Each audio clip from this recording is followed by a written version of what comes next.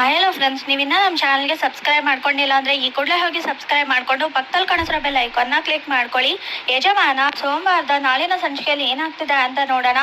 ಮನೆಯವರೆಲ್ಲರೂ ಕೂಡ ರಾಘು ಮತ್ತು ಜಾನ್ಸಿನ ಬಿಟ್ಟು ಹೋದಾಗ ಆಗ ರಾಘು, ಕೊನೆಗೂ ನಾವಿಬ್ರು ಒಂದಾದ್ವಿ, ಇನ್ನು ಮುಂದೆ ಯಾರು ಕೂಡ ನಮ್ಮನ್ನ ತಡೆಯೋರಿಲ್ಲ, ಆರಾಮಾಗಿ ಖುಷಿಯಾಗಿರ್ಬೋದು. ನೀನು ನನ್ನ ಗಂಡ ರಾಘು, ಇನ್ಯಾವುದೇ ಕಾರಣಕ್ಕೂ ನೀನು ನನ್ನ ಬಿಟ್ಟು ಹೋಗೋ ಅಂತ ಅವಶ್ಯಕತೆ ಇರೋದಿಲ್ಲ. ನಾನು ನೀನು ಇನ್ನು ಮುಂದೆ ಖುಷಿಯಾಗಿರೋಣ, ತಾತನಿಗೆ ಇನ್ನು ಮುಂದೆ ಸುಳ್ಳು ಹೇಳೋ ಅಂತ ಅವಶ್ಯಕತೆನೂ ಇಲ್ಲ ಅಂತ ಹೇಳಿ ಜಾನ್ಸಿ ಹೇಳಿದಾಗ, ಸಾಕು ನಿಲ್ಲಿಸ್ರಿ, ಎಲ್ಲದನ್ನು ನೀವು ಅನ್ಕೊಂಡಂಗೆ ಆಯ್ತಲ್ಲ, ಕೊನೆಗೂ ನಿಮ್ಮ ಹಠಾನೆ ಗೆದ್ದು ಬಿಡ್ತಲ್ವಾ. ಪ್ರತಿ ಸಲಿನೂ ನನ್ನನ್ನು ಸೋಲಿಸ್ಬೇಕು ಅಂತ ಏನೇನೋ ಪ್ರಯತ್ನ ಪಟ್ರಿ, ಆದರೆ ಆಗಲಿಲ್ಲ. ಆದರೆ ಈ ವಿಷಯದಲ್ಲಿ ನನ್ನನ್ನು ಸೋಲಿಸ್ಬಿಟ್ರಲ್ರಿ, ಯಾಕ್ರಿ ಹೀಗೆ ಮಾಡಿದ್ರಿ? ಅಂಥದ್ದೇನು ದ್ವೇಷ ಇತ್ತು ನನ್ನ ಮೇಲೆ? ನೀವು ಹೇಳಿದ ತಕ್ಷಣ ನಿಮ್ಮ ಮಾತಿಗೆ ಒಪ್ಕೊಂಡು ನಿಮ್ಮ ತಾತನಿಗೆ ಗೌರವ ಕೊಟ್ಟು ನಾನು ಅವ್ರ ಜೀವನ ಕಾಪಾಡಬೇಕು, ಹಾಗೆ ನಿಮ್ಮ ಆಸೆನೂ ಈಡೇರಬೇಕು ಅಂತ ಹೇಳಿ ನಾನು ನಿಮ್ಮನ್ನ ಮದುವೆ ಆಗೋದಕ್ಕೆ ಒಪ್ಕೊಂಡೆ. ಅಷ್ಟೆಲ್ಲ ಆಸ್ತಿ ಇದ್ರೂ ಕೂಡ ಒಂದು ದಿನಕ್ಕೂ ಅದಕ್ಕೆ ಆಸೆ ಪಡೆದವನಲ್ಲ ನಾನು. ನನ್ನ ಮಾತು ಕೊಟ್ಟಾಗೆ 1 ತಿಂಗಳು ಮಟ್ಟಿಗೆ ನಾನು ನಿಮ್ಮ ಜೊತೆಲೇ ಇದ್ದು ತಾತನ್ನ ಕೂಡ ನಂಬಿಸಿದ್ವಿ, ನಾವಿಬ್ರು ಗಂಡ ಹೆಂಡತಿ ಅಂತ. ಆದರೆ ನೀವು ನೋಡಿದ್ರೆ ನನಗೆ ಮೋಸ ಮಾಡಿಬಿಟ್ರಲ್ರಿ. ಈಗ ನನ್ನ ಮನೆ ಪರಿಸ್ಥಿತಿ ಏನಾಗಿರುತ್ತೆ ಅಂತ ಗೊತ್ತಿದೆಯಾ ನಿಮಗೆ? ಜೀವನದಲ್ಲಿ ಎಲ್ಲದನ್ನು ಕಳ್ಕೊಂಡಿದ್ದೆ, ಮತ್ತೆ ಈ ಮದುವೆಯಿಂದ ಪಡ್ಕೊಳ್ಳೋಣ ಅಂತ ನಾನು ಅನ್ಕೊಂಡಿದ್ದೆ. ನನ್ನ ಕುಟುಂಬದ ಪ್ರೀತಿ ಮತ್ತೆ ನನಗೆ ವಾಪಸ್ ಸಿಗ್ತಿತ್ತು. ಆದರೆ ಒಂದೇ 1 ನಿಮಿಷದಲ್ಲಿ ಎಲ್ಲದನ್ನು ಹಾಳು ಮಾಡಿಬಿಟ್ರಲ್ಲ, ಯಾಕ್ರಿ ಈ ಥರ ಮೋಸ ಮಾಡಿದ್ರಿ ಅಂತ ಹೇಳಿ ಕೋಪ ಮಾಡ್ಕೊಂಡು ರಾಘು ಕೂಗಾಡಿದಾಗ, ಏನಾಯ್ತು ರಾಘು, ಯಾಕೆ ಈ ಥರ ಮಾತಾಡ್ತಿದ್ಯಾ? ನಾನು ಮಾಡಿದ್ರಲ್ಲಿ ತಪ್ಪೇನಿದೆ? ನೀನು ನಂಗೆ ತಾಳಿ ಕಟ್ಟಿದ್ಯಾ, ತಾಳಿ ಕಟ್ಟಿರೋ ಗಂಡನ್ನ ನನಗೆ ಹೇಗೆ ತಾನೇ ಬಿಟ್ಕೊಡ್ಲಿ? ಪ್ರತಿ ನಿಮಿಷನೂ ನಾನು ನಿನ್ನ ಬಗ್ಗೆನೇ ಯೋಚನೆ ಮಾಡ್ತಿದ್ದೀನಿ. ಮಂಟಪಕ್ಕೆ ಬರೋಕ್ಕಿಂತ ಮುಂಚೆ ಕೂಡ ನಾನು ನಿನಗೆ ಹೇಳಿದ್ದೆ, ಈ ಮದುವೆನ ನಿಲ್ಲಿಸ್ಬಿಡು, ಯೋಚನೆ ಮಾಡು ಅಂತ. ಆದರೆ ನೀನು ನನ್ನ ಮಾತೇ ಕೇಳಲಿಲ್ಲ. ಕೊನೆಗೆ ನಿನ್ನ ಬಿಟ್ಕೊಡೋಣ ಅಂತ ರೆಡಿಯಾಗಿದ್ದು, ಆಮೇಲೆ ನನ್ನ ಮನಸ್ಸು ಒಪ್ಪಲಿಲ್ಲ ನಿನ್ನ ಬಿಟ್ಕೊಡೋಕ್ಕೆ. ಯಾವ ಹೆಣ್ಣು ತಾನೇ ತಾಳಿ ಕಟ್ಟಿಸ್ಕೊಂಡು ತನ್ನ ಗಂಡನ್ನ ಬಿಟ್ಕೊಡ್ತಾಳೆ?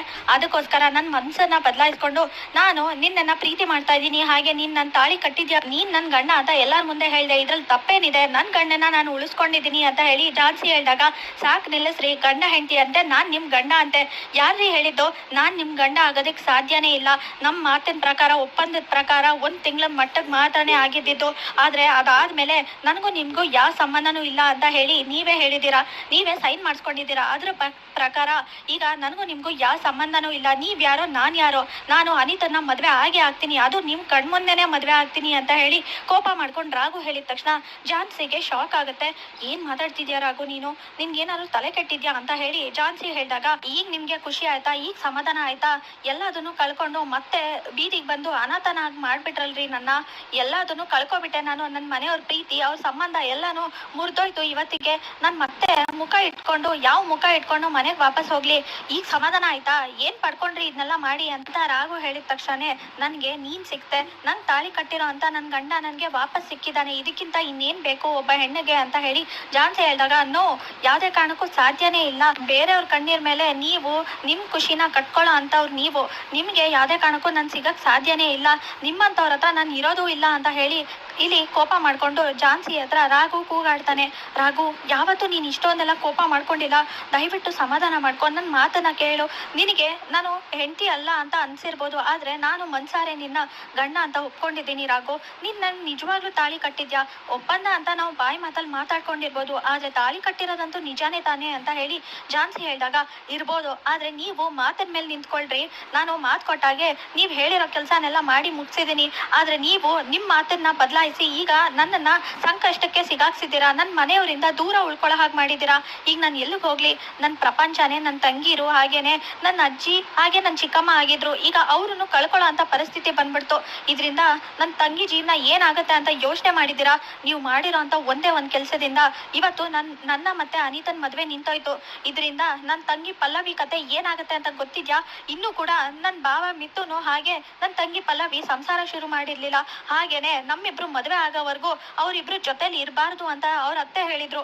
ಈಗ ಅನಿತಾ ಮತ್ತೆ ನನ್ನ ಮದುವೆ ನಿಂತೋಯ್ತು, ನನ್ನ ತಂಗಿನ ಅವ್ರ ಮನೇಲಿ ಇಟ್ಕೋತಾರೆ ಅಂತ ಅನ್ಕೊಂಡಿದ್ದೀರಾ? ಮತ್ತೆ ನನ್ನ ತಂಗಿ ಗಂಡನ ಬಿಟ್ಟು ಬಂದ್ರೆ ನಾನು ಏನ್ ಮಾಡ್ಲಿ ಆಗ ಅಂತ ಹೇಳಿ ಕೋಪ ಮಾಡ್ಕೊಂಡು, ಇದೆಲ್ಲದಕ್ಕೂ ಕಾರಣ ನೀವೇ ಆಗ್ತೀರಾ, ಇದಕ್ಕೆಲ್ಲ ಕಾರಣ ನೀವೇನೆ ಅಂತ ಹೇಳಿ ಕೋಪ ಮಾಡ್ಕೊಂಡು, ಯಾವ ತಂಗಿ ಜೀವನ ಚೆನ್ನಾಗಿರ್ಲಿ, ಅವಳ ಮದುವೆ ನಡೀಲಿ ಅಂತ ನಾನು ನಿಮ್ಮ ಹತ್ರ ಸಾಲ ತಗೊಂಡಿದ್ನೋ, ಹಾಗೇನೆ ನೀವ್ ಹೇಳೋ ಕೆಲ್ಸಕ್ಕೆ ಒಪ್ಕೊಂಡಿದ್ನೋ, ಅದೇ ತಂಗಿ ಜೀವನ ಹಾಳಾದ್ಮೇಲೆ ಇದನ್ನೆಲ್ಲ ಕಟ್ಕೊಂಡು ನನ್ಗೇನ್ರಿ ಆಗ್ಬೇಕು? ನೀವೇನ್ ಬೇಕಾದ್ರೂ ಮಾಡ್ಕೊಳ್ಳಿ, ಮಾಡ್ಕೊಳ್ಳಿ, ನೋಡಿ ನನಗೆ ನನ್ನ ಫ್ಯಾಮಿಲಿ ಮಾತ್ರನೇ ಮುಖ್ಯ ಅಂತ ಹೇಳಿ ಕೋಪ ಮಾಡ್ಕೊಂಡು ರಾಘು ಕೂಗಾಡಿದಾಗ ರಾಘು ಸಮಾಧಾನ ಮಾಡ್ಕೊಳ್ಳೋ ಅಂತ ಫ್ರೆಂಡ್ಸ್ ಎಲ್ಲರೂ ಸಮಾಧಾನ ಮಾಡಕ್ ಹೋಗ್ತಾರೆ. ಆಗ ಯಾರು ನನ್ನ ಹತ್ರ ಬರಬೇಡಿ, ಎಲ್ಲ ಮೋಸ ಮಾಡ್ಬಿಡ್ರಿ, ನಿಮ್ಗೂ ಈ ವಿಷಯ ಗೊತ್ತಿತ್ತು ಅಲ್ವಾ, ನೀವು ಇವ್ರ ಜೊತೆ ಸೇರ್ಕೊಂಡು ನನ್ಗೂ ಮೋಸ ಮಾಡ್ಬಿಟ್ರಿ ಅಲ್ವಾ ಅಂತ ಹೇಳಿ ಕೋಪ ಮಾಡ್ಕೊಂಡು ರಾಘು ಎಲ್ಲರ ಮೇಲೂ ಕೂಗಾಡ್ತಾನೆ. ಇದಂತೂ ಸತ್ಯ, ಯಾವುದೇ ಕಾರಣಕ್ಕೂ ನನ್ನನ್ನ ನೀವು ಪಡ್ಕೊಳಕ್ ಆಗಲ್ಲ, ಹಾಗೆ ನಾನು ನೀವು ಗಂಡ ಹೆಂಡತಿ ಆಗೋದಕ್ಕಂತೂ ಸಾಧ್ಯನೇ ಇಲ್ಲ ಅಂತ ಹೇಳಿ ಕೋಪ ಮಾಡ್ಕೊಂಡು ರಾಘು ಕೂಗಾಡಿ ಇನ್ನೊಂದ್ಸಲಿ ಈ ಮುಖ ನಿಮ್ ದರಿದ್ರ ಮುಖನ ತೋರಿಸ್ಬೇಡಿ ಅಂತ ಬೈದು ಅಲ್ಲಿಂದ ಹೂನಾರ ತೆಗ್ದು ಬಿಸಾಕಿ ಝಾನ್ಸಿ ಮುಖದ ಮೇಲೆ ಅಲ್ಲಿಂದ ಹೊರಟೋಗ್ತಾನೆ ರಾಘು. ಆಗ ಝಾನ್ಸಿ ಏನ್ ಮಾಡ್ದೆ ನಾನೇನೋ ಮದ್ವೆ ನಿಲ್ಸ್ಬಿಟ್ಟೆ, ಆದ್ರೆ ರಾಘು ನನ್ನಿಂದ ದೂರ ಆಗ್ಬಿಟ್ಟ, ಈಗ ನನ್ ಮೇಲಿರೋ ಅಂತ ಒಳ್ಳೆ ಅಭಿಪ್ರಾಯ ಎಲ್ಲ ಬದಲಾಗಿ ನಾನು ಕೆಟ್ಟವಳು ಅನ್ನೋ ತರ ಅನ್ಸ್ಬಿಟ್ಟಿದೆ ರಾಘುಗೆ. ಮತ್ತಿನ್ಯಾವತ್ತು ರಾಘು ನನಗ್ ಸಿಗಲ್ವಾ, ನಾನು ಏನ್ ಮಾಡ್ಲಿ ಅಂತ ಹೇಳಿ ಇಲ್ಲಿ ಝಾನ್ಸಿ ಅಳ್ತಿರ್ತಾಳೆ. ಇಲ್ಲ, ಯಾವುದೇ ಕಾರಣಕ್ಕೂ ನಾನ್ ರಾಘುನ ಬಿಟ್ಕೊಡೋದಿಲ್ಲ, ರಾಘು ನನ್ ಗಂಡ, ಏನೇ ಆದ್ರೂ ಕೂಡ ಕಷ್ಟನೋ ಏನಾದ್ರೂ ಪರವಾಗಿಲ್ಲ, ನಾನು ರಾಘು ಜೊತೆನೇ ಇರ್ಬೇಕು, ನಾನು ಅವ್ರ ಮನೆಗೆ ಹೋಗ್ತೀನಿ ಅಂತ ಝಾನ್ಸಿ ಹೇಳಿದಾಗ, ಮೇಡಮ್ ಏನ್ ಮಾತಾಡ್ತಿದ್ರಾ, ನೀವು ರಾಘು ಮನೆಗೆ ಹೋಗದ, ಅವ್ರ ಮನೆ ಹೇಗಿದೆ ಎಲ್ಲಿದೆ ಅಂತ ಗೊತ್ತಿದ್ಯಾ, ಮಹಾರಾಣಿ ತರ ಬೆಳೆದಿದ್ದೀರಾ, ನೀವು ಆ ಮನೇಲಿ ಹೇಗ್ ತಾನೇ ಇರಕ್ ಸಾಧ್ಯ ಅಂತ ಹೇಳಿ ಇಲ್ಲಿ ಎಲ್ಲರೂ ಹೇಳಿದಾಗ, ಇಲ್ಲ ಗಂಡನ ಮನೇಲಿ ಹೆಂಡತಿ ಇರ್ಬೇಕಾಗಿರೋ ಅಂತದ್ದು ಕರ್ತವ್ಯ ಅಂತ ತಾತ ಯಾವಾಗ್ಲೂ ಹೇಳ್ತಾ ಇದ್ರು, ಅದೇ ಧರ್ಮ ಅಂತಾನು ಹೇಳ್ತಾ ಇದ್ರು.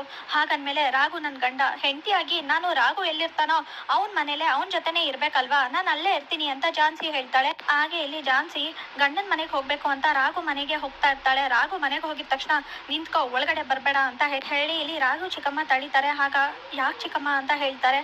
ಯಾಕೆ ಚಿಕ್ಕಮ್ಮ ಅಂತ ಕೇಳ್ತಿದ್ಯಲ್ಲ, ಅಲ್ಲ ನನ್ ಮಗ ಜೀವನದ ಕತೆನ ಯೋಚನೆ ಮಾಡಿದ್ಯಾ, ನಾನ್ ಪ್ರತಿ ಸಲ ಹೇಳ್ತಾ ಇದ್ದಾಗ್ಲೂ ಇಲ್ಲ ಝಾನ್ಸಿ ಮೇಡಮ್ ಹಾಗಲ್ಲ ಹೀಗಲ್ಲ ಅಂತ ಹೇಳ್ತಿದ್ದೆ, ಕೊನೆಗೀಗ ಎಲ್ಲರೂ ಸೇರ್ಕೊಂಡು ಮೋಸ ಮಾಡ್ಬಿಟ್ರಲ್ಲ, ಯಾಕೆ ಹೀಗ್ ಮಾಡ್ದೆ, ಈಗ ಪಲ್ಲವಿ ಕತೆ ಏನಾಗಿರುತ್ತೆ ಅಂತ ಯೋಚನೆ ಮಾಡಿದ್ಯಾ ನೀನು ಅಂತ ಹೇಳಿ ಕೋಪ ಮಾಡ್ಕೊಂಡು ಇಲ್ಲಿ ರಾಘು ಚಿಕ್ಕಮ್ಮ ಕೂಗಾಡ್ದಾಗ, ಚಿಕ್ಕಮ್ಮ ನೀವೇನು ಯೋಚನೆ ಮಾಡ್ಬೇಡಿ, ಪಲ್ಲವಿ ಜೀವನನ ಸರಿ ಮಾಡುವಂತ ಜವಾಬ್ದಾರಿ ನಂದು, ನಾನು ಅನಿತನ ಮದ್ವೆ ಆಗ್ತೀನಿ, ಝಾನ್ಸಿ ಯಾವತ್ತು ನನ್ನ ಹೆಂಡತಿ ಆಗಕ್ ಸಾಧ್ಯನೇ ಇಲ್ಲ ಅಂತ ಹೇಳಿದಾಗ, ಅದೇಗ್ ಸಾಧ್ಯ ಆಗುತ್ತೆ, ನಾನ್ ನಿನ್ ಹೆಂಡ್ತಿನೇ, ನಿನ್ ಮನೇಲಿ ನಿನ್ ಜೊತೆನೆ ಇರ್ಬೇಕು, ನಾವಿಬ್ರು ಮದ್ವೆ ಆಗಿರೋದಕ್ಕೆ ಎಲ್ಲ 1000 ಜನ ಸಾಕ್ಷಿ ಇದ್ದಾರೆ, ಅದೇಗ್ ಸಾಧ್ಯ ಆಗುತ್ತೆ, ಹೆಂಡತಿ ಅಲ್ಲ ಅಂದಿದ ತಕ್ಷಣ ನಾನ್ ಇದಕ್ಕೆ ಒಪ್ಕೊಳ್ಳೋದಿಲ್ಲ ರಾಘು, ನಾನ್ ನಿನ್ ಜೊತೆನೆ ಇರ್ತೀನಿ ಅಂತ ಹೇಳಿ ಝಾನ್ಸಿ ಹೇಳಿದ ತಕ್ಷಣನೇ ಆಗ ಅಜ್ಜಿ ಬರ್ತಾರೆ.